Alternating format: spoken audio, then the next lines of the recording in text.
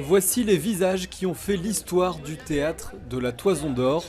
Ces auteurs, ces comédiens ont donné sa touche populaire à cette scène bruxelloise. Ce soir, au Centre culturel d'Uccle, on célèbre son 20e anniversaire.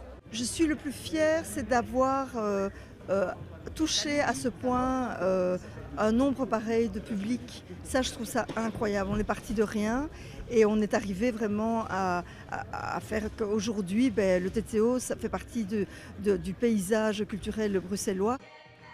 À l'occasion des 20 ans, on joue la pièce qui a sans doute connu le plus grand succès, Cendrillon, ce macho, et son auteur est très touché. C'est assez émouvant, voilà, c'est assez émouvant de revoir tout ce qu'on a imaginé, rêvé et déliré entre nous, que ça soit aussi apprécié et autant adoré par les gens, ça fait vraiment plaisir. Pour beaucoup d'artistes, le théâtre de la Toison d'Or est une sorte de monument qu'il faut à tout prix préserver.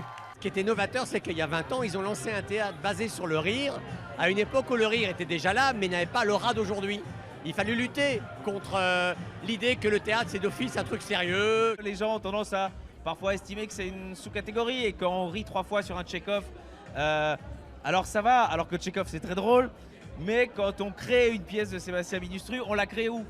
Eh bien au TTO. C'est très bien d'avoir un théâtre qui justement sans subside parvient à garder la tête hors de l'eau et à pouvoir présenter des spectacles de qualité où les gens viennent en nombre suffisant que pour faire un succès de saison en saison. 20 ans de carrière et 20 ans de succès, évidemment, ça se fête.